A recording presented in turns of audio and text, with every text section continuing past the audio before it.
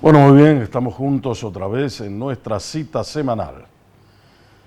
Esta semana, acuérdate, habíamos hecho el día sábado, el domingo 26, vos, yo y todos fuimos a votar.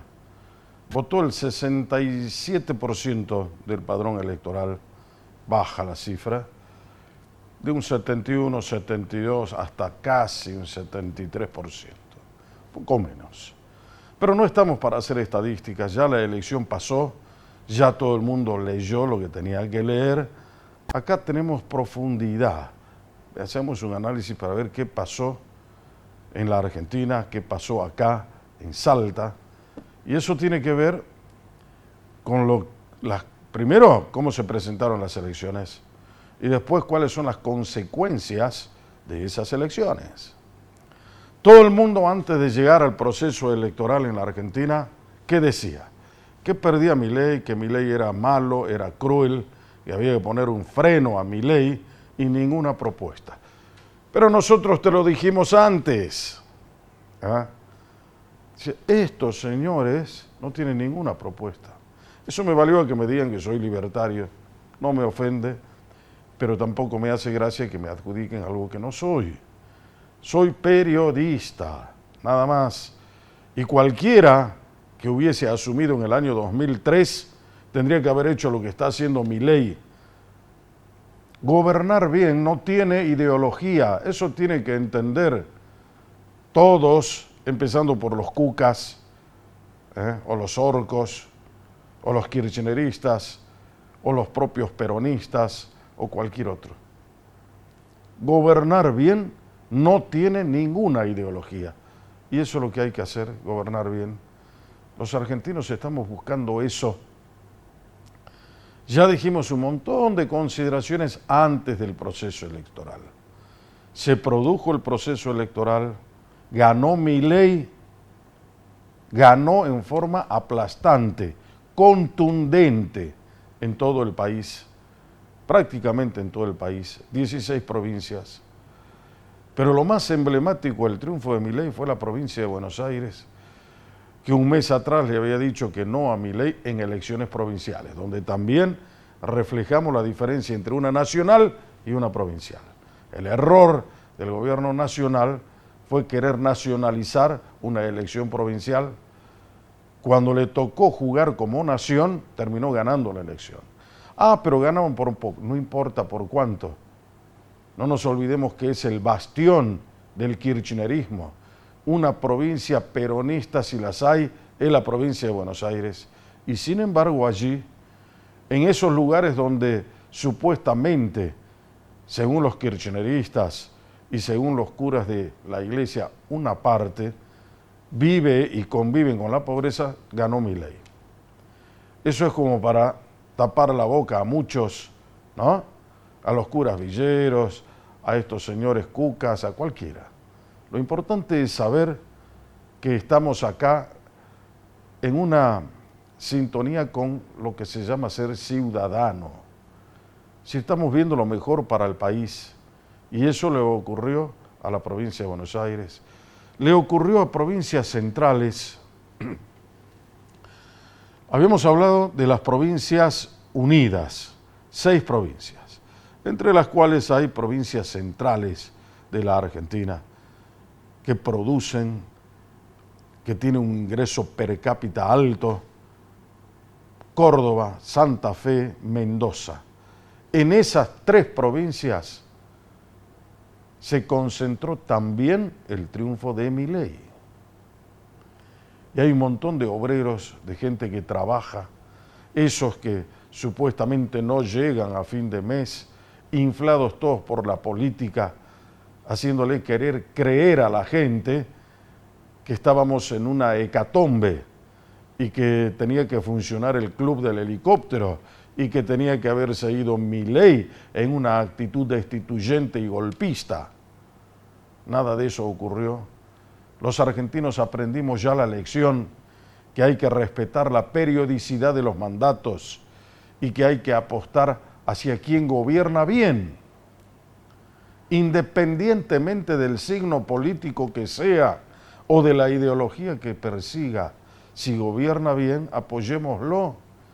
Si en este caso hubiese sido un peronista, un kirchnerista, un radical, un socialista, bueno, había que apoyarlo exactamente igual.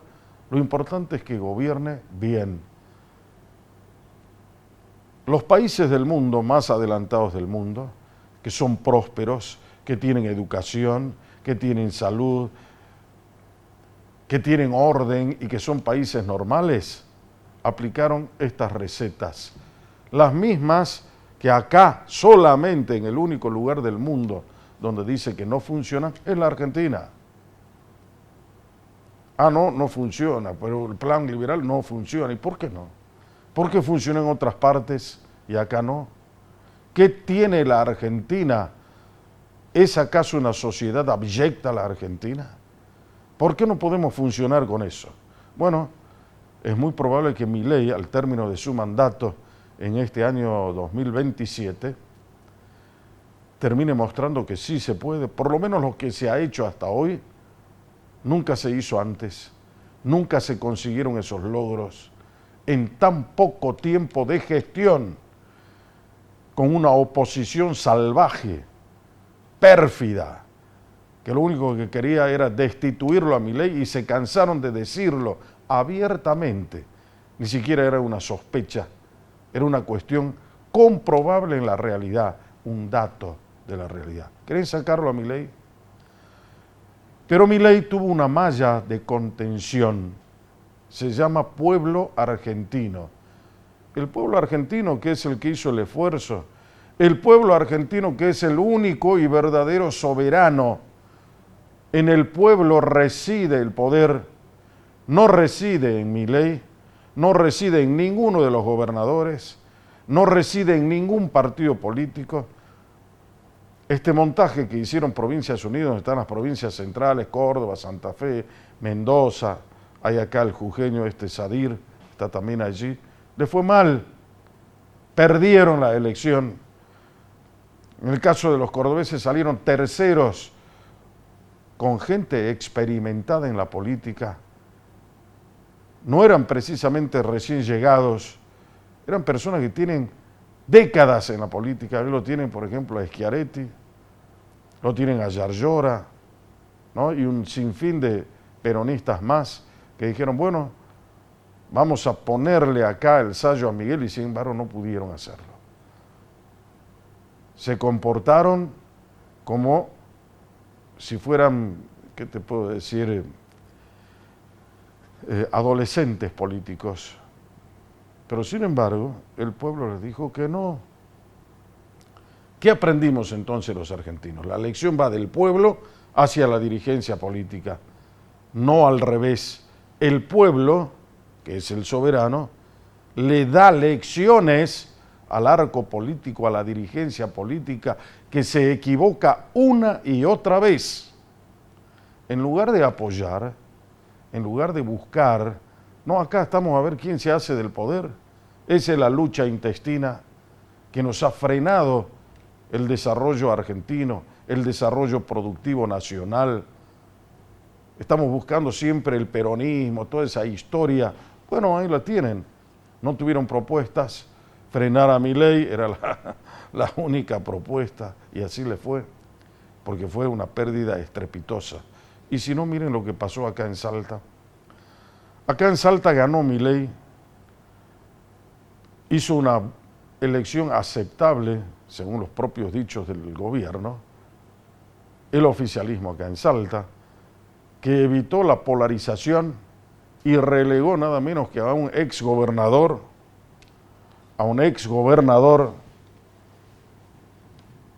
12 años en el poder, experimentado hombre de Estado, como era Urtubey, lo relegó a un tercer lugar, lejos del primer puesto. Y le dijo, usted no va más, se terminó allí. ¿Y quién le puso el sallo? ¿Leavi? No. ¿Sáenz? No. ¿La Libertad Avanza? No, el pueblo. Los mismos que decía el propio Urtubey, y los pueblos no vuelven para atrás, no volvieron para atrás. en eso no se equivocó. Ahora, teniendo esa sentencia, el señor apareció con el freno a Milei y con un comisario que fiscalizaba lo que él decía, como era Bernie, ¿no? Paradito mirando a Bernie, que decía Urtubey, a ver si se salía o no del folleto que le había marcado Cristina Fernández. A esa ignominia llegaron acá en Salta, después de haberle robado el Partido Justicialista a la gente que lo había manejado perfectamente bien, con altura y con convicción. Sáenz logró, diría yo, algo epopéyico, porque en poco tiempo, un mes, se logró construir un sello, que es el famoso poncho. Algunos dirán, bueno, pero el poncho es de todos los salteños, y ellos no son salteños, ¿de dónde son? No pueden usarlo. ¿No se usa acaso la bandera nacional? ¿No tiene fuerza patria el emblema nacional? Bueno, los símbolos son para usarlos. Ahora acá ellos tuvieron la ventaja o la iniciativa de decir, bueno, que sea el poncho el símbolo del partido. No está mal, no veamos cosas que no son. En 30 días, tal vez 35 días, logró evitar la polarización, hacer sentir que está presente en una elección aceptable. No ganó la elección y además perdió otra vez acá en la capital.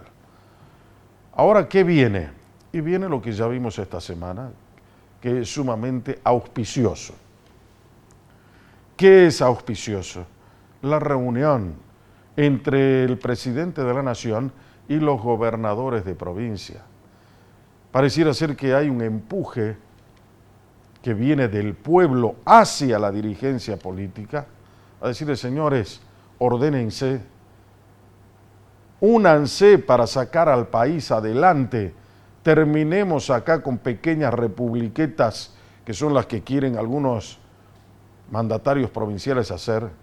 Antes hay que construir una nación, hay que tener un modelo de país.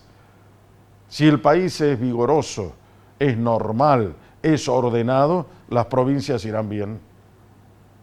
Entonces eso es lo que hay que hacer. No entremos en reduccionismos que son estériles, que no nos llevan a nada. Empecemos a ver cómo es la simbología que reconocen los argentinos como válida.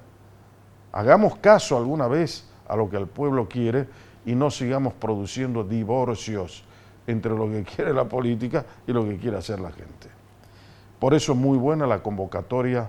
19 o 20 mandatarios provinciales estuvieron reunidos allí para hablar de 4 temas esenciales: reforma tributaria, reforma laboral, reforma del Código Penal argentino y también el presupuesto del año 2026, que seguramente el gobierno con criterio lo hará tratar ya con el nuevo Congreso constituido a partir del día 10 de diciembre con senadores y diputados nuevos, ¿no?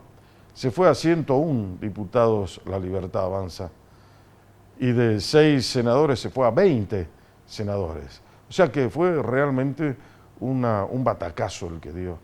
Batacazo suena casi como a suerte. Yo creo que acá no hay suerte. Creo que fue un triunfo bien estructurado, con un mensaje claro. Así se ganan las elecciones, con un mensaje. La gente se acuerda además de lo emocional. Ese es un poco el lenguaje político que se usa para detectar quién puede ser el que adhiera a tu propuesta y te dé el voto. Eso por un lado, ¿no? La reunión de los gobernadores para tratar esos 4 temas que son centrales. Y la otra cuestión, ya acá en Salta, tiene que ver con lo que quiere hacer el gobernador Sáenz a partir de la elección que pasó. La semana pasada te decía el día 27, la elección fue el 26, el día 27 de octubre empieza una nueva etapa hacia el año 2027, todo es como que estuviese casi hilvanado, ¿no? Pero es así, la política no descansa. Ahora ya queremos terminar mis queridos amigos, sería muy bueno que los políticos empiecen a reflexionar que tienen que trabajar, que tienen que planificar y tienen que gestionar. Terminó ya las elecciones y no queremos a nadie en un proceso otra vez eleccionario. Ahora estos 2 años dedíquense a trabajar, no ir sobre lo urgente, sino sobre lo importante. ¿No? Sería muy bueno que eso ocurra. Y para que eso ocurra, pareciera ser que el gobernador quiere hacer una reestructuración de su gabinete. De hecho, se produjo un hecho ayer que tiene que ver con la presentación de la renuncia de los ministros que integran el gabinete de Sáenz. El gabinete de Sáenz está integrado por 9 ministros y una secretaria general de la gobernación que también tiene rango ministerial, o sea, serían 10. Pero hay 44 secretarías y no sé cuántas subsecretarías y no sé cuántas direcciones. Entonces el gobierno pareciera ser que dijo, bueno, vamos a establecer acá una eficientización del gobierno. No sé si van a reducir ministerios, pero dice que van para reducir la gran cantidad de secretarías. Y vean cuáles son las eficientes, ¿en base a qué? A los resultados que tienen que tener. Lo importante, dicen, es oxigenar. ¿Qué es oxigenar? Y darle oxígeno. Es una, ¿qué te puedo decir? Una metáfora. Decirle vamos a dar un oxígeno. Es simplemente refrescar el gobierno, que no pierda la iniciativa política, que no pierda el reflejo político, que no pierda la capacidad de trabajo, que no pierda la capacidad de iniciativa, que no pierda la creatividad, que no pierda la seriedad, que no pierda la conducción. A eso yo, Jorge Calvo, le llamo oxigenar. Si estamos en esa, y esa es la premisa, sería fantástico. Pero también puede producirse otra cosa, que en lugar de oxigenar lo metamos en una cámara de gas, directamente para ahogar al gobierno, para matarlo. ¿Cuándo ocurre eso? Y cuando se eligen a personas que son absolutamente poco idóneas para desempeñar su cargo, cuando se pone el dedo, cuando está el amiguismo, cuando está el corporativismo, cuando los gobernantes adquieren compromisos y sobre la base de esos compromisos dictaminan quiénes van a ser ministros, secretarios de Estado, directores y demás. Y así no se nombran nunca a los mejores, sino se nombran a dedo a aquellos que nos siguen a nosotros. Y eso es ponerle una cámara de gas, porque ese gobierno no va a funcionar nunca. Ese gobierno está para que le resulte bien a quien gobierna, pero no al pueblo, que es el que debe dar su aquiescencia, su conformidad, de acuerdo a los resultados que exhiba un gobierno que es responsable y que tiene una dinámica de conducción. Ojalá sea así. Esta noche vamos a hablar un poco del tema minero, geológico de Salta. ¿Alguien conoce geológicamente Salta? No.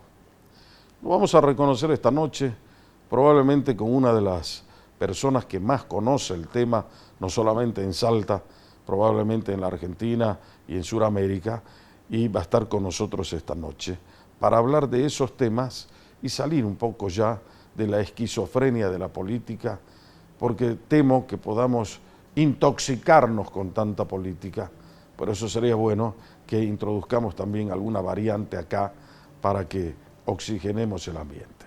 Porque si vos jamás querés perder el rumbo, entonces brújula. Siempre brújula.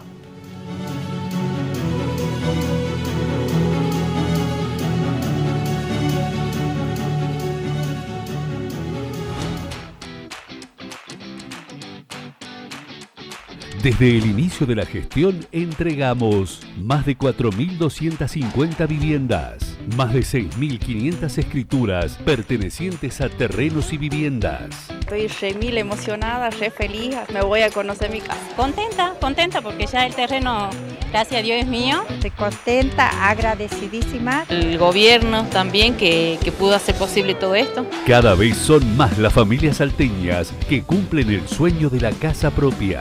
Hechos, no palabras. Gobierno de Salta. Con Banco Macro, sea cual sea tu actividad, podés tener tu cuenta empresa gratis y abrirla 100% online. Elegí el mejor banco para tu empresa. Pensá en grande, pensá en macro.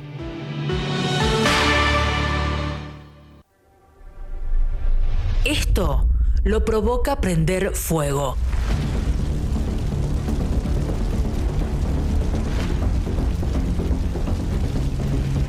Estamos en la peor época del año. El viento y el clima seco aumentan el riesgo.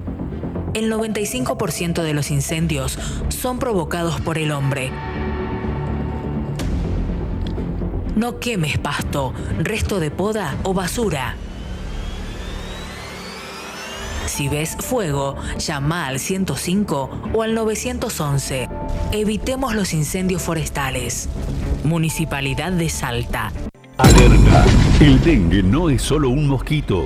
También son días de fiebre alta, dolor de cuerpo y preocupación por quienes más querés. Pero podés evitarlos con pasos simples. Elimina el agua acumulada en baldes y botellas. Tapa tanques y depósitos. Limpia canaletas y rejillas. Cambia el agua de floreros y bebederos. Cada minuto que dedicas a tu casa es salud para tu familia y tu barrio. Prevenir el dengue está en tus manos. Empezá hoy. Gobierno de Salta.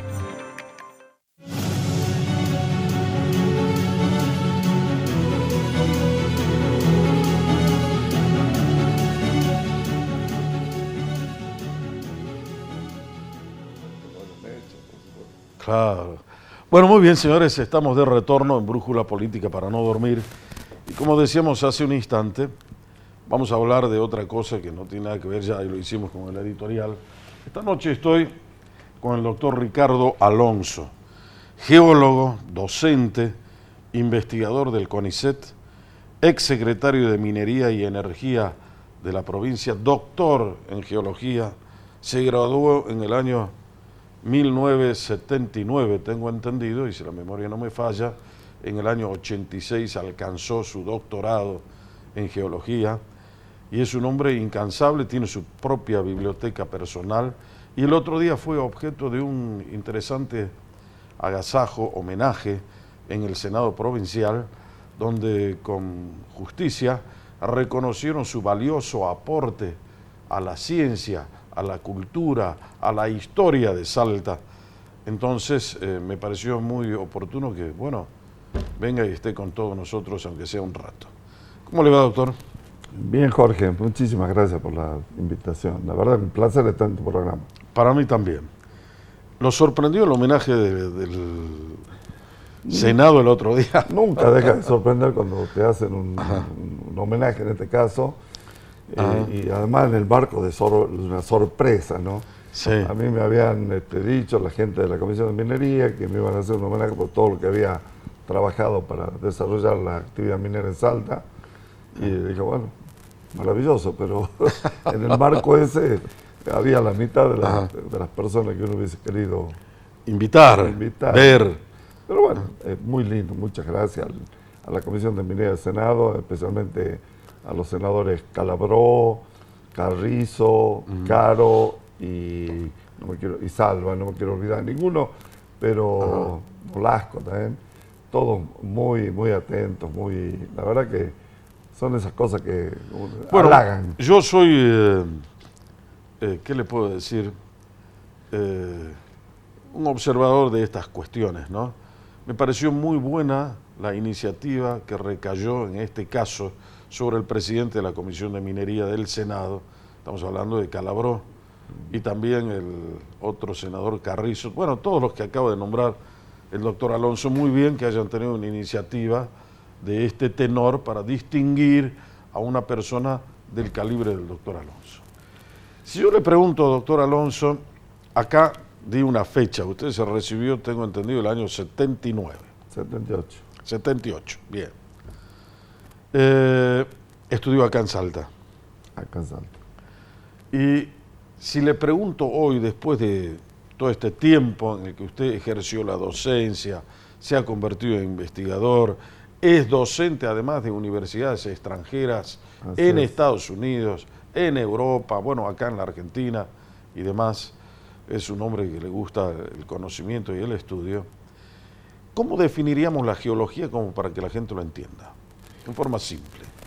Bueno, es una gran pregunta. La geología abarca todo, es el planeta Tierra, el estudio del planeta Tierra. Desde sus remotos orígenes, hace 4.567 millones de años, para ser muy exacto, que es cuando nace todo el sistema nuestro. Eso lo sabemos porque hemos podido datar los meteoritos condríticos de la nébula solar original. Entonces podemos seguir todo el desarrollo desde el origen del planeta hasta hoy, cuando nacimos ahí en medio de una nebulosa solar y cómo fuimos evolucionando. Yo tengo un libro, varios libros escritos sobre esto, pero cómo hemos llegado a través de toda una ley de la complejidad de la materia. Recordemos que el universo comienza con 3 elementos químicos: hidrógeno, helio y litio. Litio, ¿le suena, no? El litio. Litio. Curiosamente, el Big Bang comienza con esos 3 elementos químicos que van a través de una gran complejidad de más de 100 generaciones de estrellas que van a ir produciendo esa reacción termonuclear de los elementos hasta llegar a lo que hoy conocemos como la tabla periódica nuestra. Entre la tabla periódica de los elementos químicos. La tabla periódica de los elementos químicos, de la cual nosotros vamos del hidrógeno número 1 hasta el uranio número 92, de los cuales muchos de esos los tenemos en Salta, incluido ese gran grupito que está de moda ahora, que son los lantánidos, también llamados tierras raras. Ahora que vamos a llegar, porque ese es un tema muy interesante, el de las tierras raras. Pero pocas veces, por no decir ninguna, tengo la oportunidad de alternar, de charlar sobre el origen del universo, cómo llegamos a constituirnos en un planeta, qué son los exoplanetas, por qué tenemos hoy un sistema solar, qué pasó con la famosa teoría del Big Bang, qué descubrió el James Webb en su navegación a través del universo, cómo podemos entender si el hombre llegó o no llegó a la luna, si fue una ficción o no la fue, si los chinos están más adelantados que los Estados Unidos hoy en la carrera espacial. Bueno, ¿para qué? Y todo tiene que ver con lo que acaba de detallar el doctor Alonso, ¿no? ¿Es creíble la teoría del Big Bang? No solamente es creíble, es curiosa, porque el primero que la plantea fue Lemaitre, un sacerdote belga. Pero cuando la estudian en profundidad, el que la estudia es Georges Gamow, un gran científico ruso que fue a los Estados Unidos, y por eso en el mundo científico no se llama Big Bang, que fue un chiste que hizo Fred Hoyle, el astrónomo real. En realidad la teoría, ¿no es cierto?, se llama la singularidad de Gamow. O sea, la explosión del universo, ¿no es cierto?, esa singularidad donde no hay espacio, donde no hay tiempo, donde no hay materia, donde no hay energía, ese huevito cósmico que explota y va a generar en los últimos 13.700 millones de años, ¿qué le da del universo? La expansión del universo desde ese punto inicial, de eso que llamamos el muro plánquico, o sea, el muro de Planck, que va a dividir, ¿no es cierto?, el universo en la física, en esos 3 primeros minutos que se van a generar todo el universo en 3 minutos, hasta el día de hoy, 13.700 millones, y ese muro plánquico para atrás, que es, ¿no es cierto?, lo que no conocemos, que es la metafísica y que da lugar a todas las teorías religiosas y todo lo demás. Porque es muy importante arrancar en ese punto, ¿no es cierto?, del muro plánquico, donde nace el tiempo llamado gamowiano, por Gamow, precisamente, hasta ahora, el tiempo cósmico, el que podemos medir, el que conocemos, y ese otro mundo anterior, ¿no es cierto?, del cual no conocemos absolutamente nada. Sin saber, el gran problema que tenemos hoy, digamos, desde el punto de vista de la física, la filosofía y la teología, es que no sabemos si estamos en un universo que es eterno, en Que todo no tiene sentido, que no tiene fin ni para atrás ni para adelante, o, como decía Hutton, un gran científico del siglo XVIII, es decir, no veo perspectiva de un principio ni de un final, ¿no? O, evidentemente, estamos dentro de un universo circular en el cual ha habido muchos Big Bangs y Big Crunch, en el universo se ha ido generando y cerrando. Multiplicando al mismo tiempo. Entonces, no sabemos si eso fuera así, seguiríamos la idea del tiempo circular de Borges y estaríamos en un universo en el cual esta conversación ya la hemos tenido antes. Y la vamos a tener repetidamente, infinitamente repetida. Viajeros del tiempo. En el futuro. Esto es muy importante porque es cómo podemos mirar el tiempo. Este fluido metafórico del cual ya pensaba Heráclito, ¿no? El que todo fluye. Y fíjate qué cosa interesante, está fluyendo el paisaje. Este valle del Lerma, en el cual nosotros vivimos, hace 1 millón de años no existía. Y dentro de 1 millón de años tampoco va a existir, porque va a quedar completamente comprimido por la tectónica andina. Ahora llegamos porque antes de sumergirnos siempre en Salta, que de hecho es bueno que lo hagamos, pero la vida es mucho más compleja, no podemos creer que el mundo se termina acá, en el portezuelo, la parte andina. El universo es muy importante, tiene 13.700 millones de años. El planeta Tierra se supone que tiene 4.567 millones de años. Sin embargo, el ser humano no lo conoce todavía en su plenitud. Absolutamente. Pero sin embargo, estamos viendo qué pasa afuera de la Tierra. Si existe vida en otro planeta, ¿cuántos planetas tenemos hoy? ¿8? Sí, si sumamos Pero todos. se lo sacó a Plutón. Eran Sí, 9. Plutón está ahí. Entre que es y no es reconocido, ¿no? Buah. ¿Cuántos sistemas solares hay? Nosotros conocemos uno, que es este, pero se supone que hay muchos más. Millones. Miles de millones. Claro. Por eso es universo y no tiene fin. Dentro del estudio que usted ha hecho, ¿cree que el universo es circular o no tiene fin? Bueno, eso es lo que estábamos discutiendo, eso es lo que estamos conversando. Pero más importante, y volviendo a casa, nosotros tenemos una gran curiosidad. La Tierra es el único planeta que tiene, ¿no es cierto?, el agua en 3 estados. El líquido, sí, el sólido en hielo y el gaseoso como vapor. No se da en ningún otro planeta.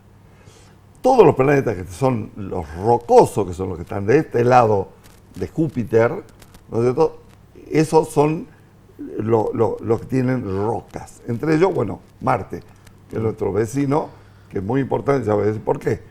Pero de ahí para allá son todos planetas gaseosos. El tema curioso es que Júpiter debería haber sido un sol, no un planeta gaseoso. Y gracias a que Júpiter no se transformó en un sol, la Tierra existe. Si no, esta conversación tampoco existiría. Porque nosotros estaríamos en medio de una tostadora, claro, ¿no es cierto?, en la cual la Tierra no tendría ni el punto triple del agua, de alguna manera, ni la química del carbono, ni nada de esto. Atenúa. Júpiter atenúa muchísimas cosas. No solamente eso, sino que nosotros estamos rodeados, Marte y Júpiter tenemos un cinturón de asteroides. La mayoría de los asteroides que se quisieran venir para la Tierra, los capta Júpiter. Por eso Júpiter es el gran dios de los romanos.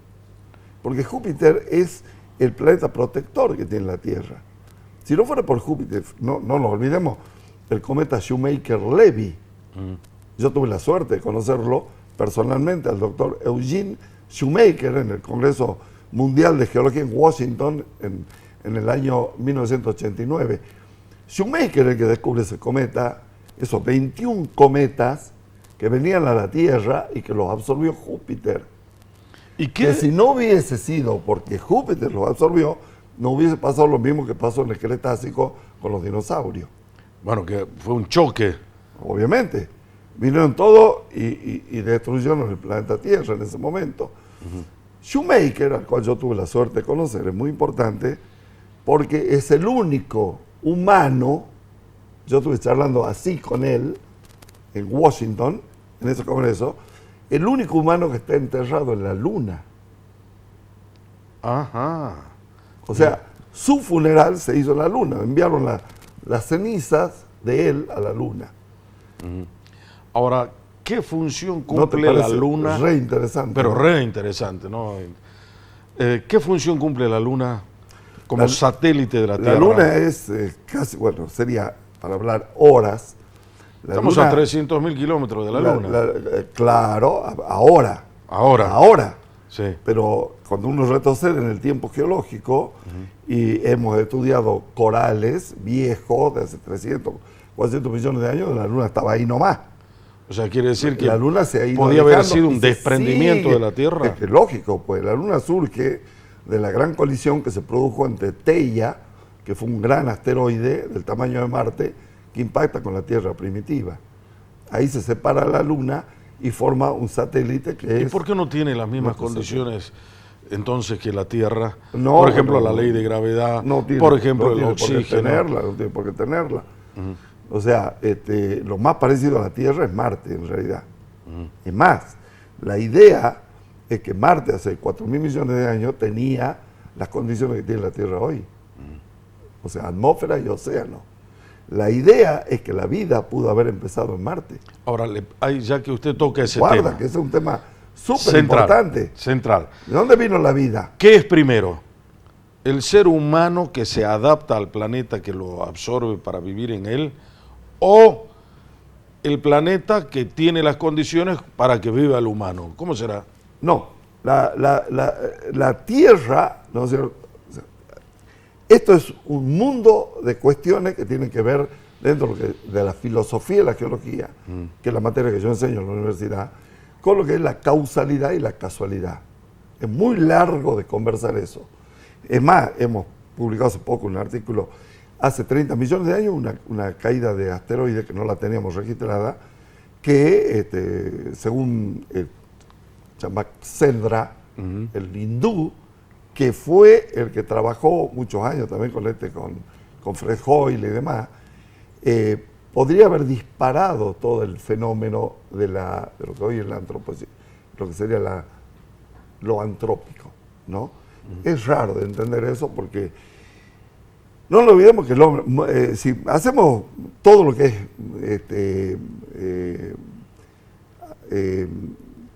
el hombre no arranca hace más de 6 millones de años. 6 millones de años, ¿no? Estoy hablando, hace 3 millones de años ya teníamos antropoides bípedos. El Australopithecus afarensis hace 3 millones de años ya caminaba erguido y bípedo en África. ¿No? Pero recién el humano empieza hace 200.000 años. El Homo sapiens. El Homo sapiens sapiens. Y de ahí, ¿no es cierto? Todo lo demás empieza hace 30.000 años. 40. El hombre en un milisegundo en la escala del universo y un milisegundo también en la escala de la Tierra. Ahora, dentro de todo eso están los países, ¿no? Dentro de este planeta que se llama Tierra, y pareciera ser que antes también estaba unido lo que es África con lo que es las costas brasileñas. Fíjense, con solamente mirar cómo está el mapa, uno se da cuenta. Absolutamente. Y nosotros quedamos ya como un país en la zona austral. La Argentina, por eso nos cuesta inclusive hasta el turismo, ¿no? No estamos en la parte central del mundo, estamos al final del mundo. O sea, venir a hacer turismo a la Argentina es caro, es costoso. Dentro de ese panorama, la Argentina, ¿hace cuánto tiempo descubrió que podía ser un país minero? La Argentina ha sido un país Porque minero. antes estaban los boratos, era todo borato. Eso borato. acá, ¿no es cierto? En el Acá, norte. sí. En el norte. La Argentina fue siempre, digamos, esa era la gran pelea entre Sarmiento y Mitre. Sarmiento siempre decía, señor presidente Mitre, que desarrollemos los recursos mineros que están en la cordillera. Nosotros no tenemos vaca ni trigo, le decía Sarmiento. La Argentina se creó sobre ese núcleo que fue, ¿no es cierto?, la pampa húmeda. Sin embargo, no hay que olvidarse que nosotros tuvimos a esa mega montaña que fue el Cerro Rico de Potosí. O sea, no hay nada que podamos decir ni explicar hoy, no sé si no nos remontamos al Cerro Rico de Potosí. Nuestra historia nació con el Cerro Rico de Potosí. No hay que olvidarse que cuando se crea la primera ciudad de Esteco en el año 1566, ahí donde hoy hay Quebrachal, ¿no es cierto?, que dura hasta 1609, ciudad que después se va a transformar es el Esteco 1, Nuestra Señora de Talavera de Esteco 1, se va a trasladar hasta más o menos la Junta de Río Las Piedras, ahí con el juramento, para ofrecer la ciudad Nuestra Señora de Talavera de Esteco, ¿no es cierto?, de Madrid 2.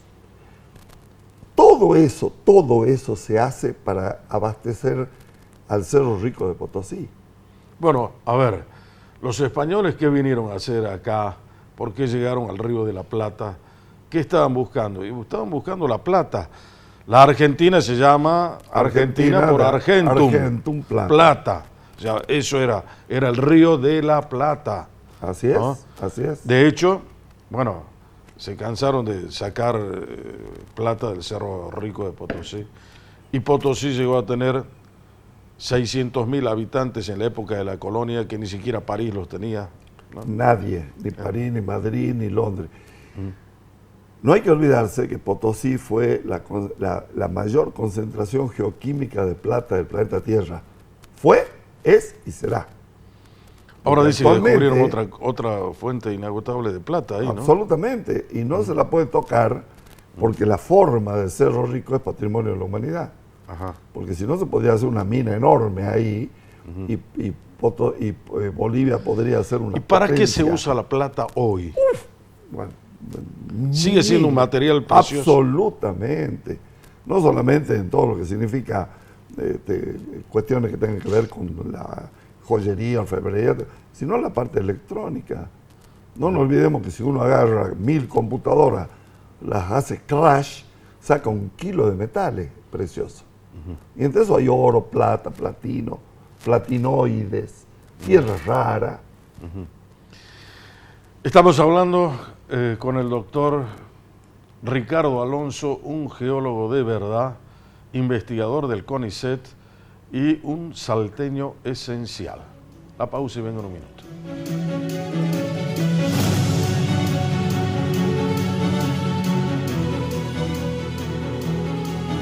Entregamos 130 ambulancias en toda la provincia. Seguimos fortaleciendo el sistema de salud pública, reforzando las áreas operativas y mejorando la atención en cada localidad salteña. La salud de los salteños es prioridad. Gobierno de Salta. ¿Sabías que el mosquito que transmite el dengue nace en tu casa? No hace falta mucho. Un balde con agua, una maceta olvidada, una tapita. Ahí empieza todo. Por eso, la prevención está en nuestras manos. Tapa los recipientes, tira lo que no uses, lava los bebederos de tus animales y gira todo lo que pueda juntar agua. Es algo simple, pero hace la diferencia. Si cada uno cuida su casa, cuidamos entre todos la salud de toda la ciudad. Municipalidad de Salta. Recursos energéticos, minería salteña, litio, potencia, desarrollo, trabajo, rutas, progreso, energías renovables. Salta. REMSA. Gobierno de Salta. En Macro te acompañamos a concretar todos tus proyectos. Con nuestros préstamos personales podés hacerlos ahora. Pedilos online en macro.com.ar o acércate a nuestras sucursales. Pensá en grande, pensá en Macro. Llegar y encontrar todo fuego es triste para todos. Era una tristeza. No dejó una nada. Todo lo que perdimos acá la vida. Por fin llegó el día. Comenzó la obra de recuperación del Mercado San Miguel. Este lugar es parte de nuestra identidad y va a volver a ser un lugar símbolo para toda Salta, una ciudad que se levanta y mira al futuro con esperanza.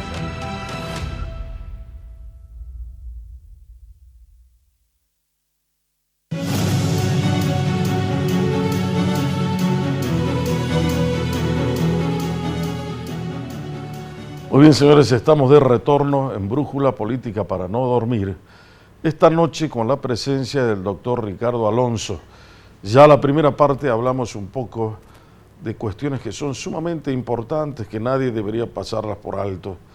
Siempre hay un tiempo de meditación en la vida del hombre, un tiempo de lectura, un tiempo de ocio creativo, como decían los griegos, para saber cómo podemos entender qué hacemos acá, por qué estamos acá, de dónde vinimos, qué es primero el planeta o el ser humano o el planeta, qué sistema solar es el que nos alberga, por qué el día tiene 24 horas acá, por qué la Tierra viaja a una velocidad inusitada por el universo y sin embargo nosotros no la sentimos, por qué el universo es oscuro, es negro, por qué la temperatura de la Tierra es una y por qué la del universo es otra, por qué se congela, por qué la luna, que hablamos con el doctor Ricardo Alonso, que está hoy a 300.000 kilómetros de la Tierra, es su satélite natural, no tiene las mismas condiciones de habitabilidad que la Tierra. ¿Dónde empezó la vida? ¿Acá, en el planeta Tierra, o empezó en Marte?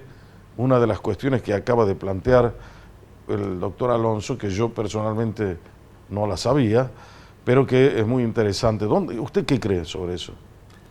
Hay dos ideas, ¿no? O sea, tres en realidad. Una que es autóctono, o sea, esa sopa prebiótica que tenía la Tierra en ese momento, esto ya lo habían dicho el ruso Parini y otros más, había estado todo preparado para que, ¿no es cierto?, se dispare el fenómeno de la vida, esos primeros aminoácidos, generaron ese primero ARN, generaron después un ADN y eso transformó a Luca, que es la primera bacteria, ¿no?, de la cual descendemos todo de una mini bacteria original. Pero bueno, eso, a ver, tuve la suerte de charlarlo alguna vez con la doctora Lynn Margulis, que era la esposa de Carl Sagan, sí. Carl Sagan, allá en Estados Unidos, y nos dio una conferencia sobre eso, me acuerdo, en San Diego, muy interesante, sobre todo el origen de la vida y demás. Ahora, ¿de dónde viene? Bueno, hay varias. Una es la autóctona, la local, ¿no? Hay una segunda posibilidad, ¿no?, que fuera esto. O sea, Marte tiene una corteza muy débil, digamos, una atmósfera muy liviana. Por eso en Marte, por ejemplo, todas las dunas que se ven no son de arena, sino son de polvo. Y ahí pudo haber caído, en la época que estamos hablando, cuando tenía océano y atmósfera y había alguna vida. Por eso el Opportunity y todos estos rovers están viendo la posibilidad de encontrar carbono que sea isotópicamente orgánico. Porque si se descubre eso... ¿Y qué supondría la eso? vida. Ajá. La vida. Ajá. Porque hay carbono inorgánico, no importa, todos los carbonatos transformados con carbono inorgánico. ¿Podría haberse vivido el ser humano allí y extinguido? No, absolutamente nada de eso, nada de eso. Pero sí podría haber caído un asteroide en un lugar donde ya había algo de preparada, algo, digámosle, bacteriano, es muy complejo decirlo así, pero eso podría haber llegado a la Tierra en un momento que la Tierra recién estaba arrancando y la vida nosotros podríamos ser marcianos, digamos, en origen, claro, ¿no? Hay un meteorito que se encontró en la Antártida, que se lo estudió muchísimo, el ALH, no me acuerdo cómo era el número, pero porque hay meteoritos que son de origen marciano, ¿sabías, no? Sí. Los SNC son meteoritos de origen marciano, las Chergotitas, Naclitas, Chasingitas. Esos meteoritos, uno de esos podría haber traído la semillita para comenzar la vida. Y la otra es la misma teoría de Fred Hoyle, el autor del chiste del Big Bang, que finalmente quedó como Big Bang, no Fred Hoyle, que hablaba de la panspermia, con este hindú que yo te acabo de mencionar, que estábamos mencionando hace rato. Pero esa es la panspermia, o sea, el universo estaría lleno de vida y esas semillitas caerían y fertilizarían en algún planeta. ¿Y por qué no descubrimos nada hasta el día de hoy? No, bueno, sí, todos los días hay hallazgos nuevos. ¿Será tan enorme, todos los días fantásticamente infinito? Sabemos todos los días que hay hallazgos nuevos. Y acá, en este planeta, doctor Alonso, hasta el día de hoy nadie sabe en realidad qué contiene la Antártida.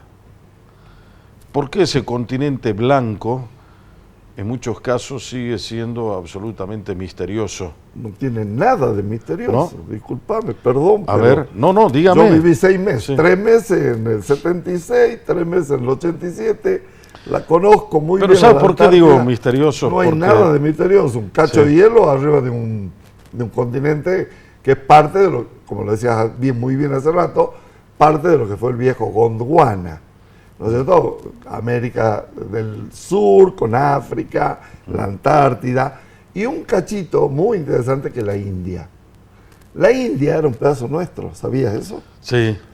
Que bueno, se despegó y fue a chocar contra Asia para formar esa mega cadena que es los Himalayas. Ahora, bueno, volvamos al tema de la Antártida. No sé si todo el mundo lo sabe, pero hay un tratado antártico que está firmado por los países que tienen injerencia en la Antártida. Y digo misterioso, ¿por qué? Porque no es que uno no sepa lo que hay ahí adentro, sino que nadie sabe por qué razón hasta el día de hoy no se permite ninguna otra actividad. Eso forma parte del Tratado Antártico, solamente actividades científicas. Y turísticas. Y turísticas hasta ahí, porque no se puede tampoco ir por cualquier lado de la Antártida. Pero, ¿qué tiene la Antártida? Todo. La Argentina es, en realidad, uno de los países que tienen más antigüedad con el estudio de la Antártida. Nosotros tenemos la base Marambio. No, y antes en 1904 en las Horcadas. Ajá. Ahí tuvimos varios personajes importantes, pero a partir del año 50 todo se recrudeció, todo lo que fue el estudio de la Antártida. Hay cientos de estudios hechos por geólogos argentinos, Pascual Grosso, hace poco estaba leyendo de otros que fueron del Museo de la Plata, del Museo de la Realidad. Y nosotros, acá en Salta, a partir del año 70, tuvimos un programa que se llamaba Vulcantar, de volcanismo antártico, y nosotros enviamos, la universidad colaboraba, yo era estudiante en aquella época, en el año 76, y fuimos a la Antártida, y estuvimos, haciendo un largo estudio, y después volvimos de nuevo en el 87. Salta tuvo mucho que ver con el tema antártico, mucho. Se conoce muy bien lo que está arriba del hielo, lo que está abajo del hielo. No. O sea, claro, porque la Antártida son sectores muy pobres en rocas, que están en los bordes de la ¿Podría península albergar antártica. una vida desconocida para nosotros ahí abajo? No, nada raro, nada misterioso. Nosotros enfocamos nuestros estudios en lo que es la isla Decepción, en la Shetland del Sur. Se llama Decepción por la decepción que tenían los que iban a buscar los tesoros que había escondido ahí el pirata Drake. Porque el pirata Drake, por eso se llama el estrecho de Drake. El estrecho de Drake. Esos 900 kilómetros que hay entre Tierra del Fuego y la punta de la península antártica, ¿no? El único que se atrevía a navegarlo para llegar ahí era Drake. Claro. Entonces todos fueron a buscar los tesoros, nunca lo encontraron, y ahí venía la decisión. Pero lo curioso es que esa isla que tenemos, hay 3 bases históricas ahí. Está la base argentina y al frente está, ¿no es cierto?, la base chilena, británica, hay una vieja base sueca y noruega. El volcán entró en erupción del lado ese y la destruyó toda, salvo la base argentina. Así que, increíble. Y el único lugar, yo me bañé en la Antártida porque el agua sale hirviendo. Mirá, entonces el agua que está bajo cero, hay unas playas ahí que uno se puede meter y está el agua calentita. El único lugar que uno se puede bañar en la Antártida. ¿Qué son las tierras raras? La tierra rara es un complejo de elementos químicos del grupo de los lantánidos, que como siempre digo, y lo tengo escrito en varios lugares, las tierras raras no son raros, sino que son raros son los yacimientos de tierra rara. Esta reunión que tuvo Trump con Xi Jinping estos días, tiene que ver con eso.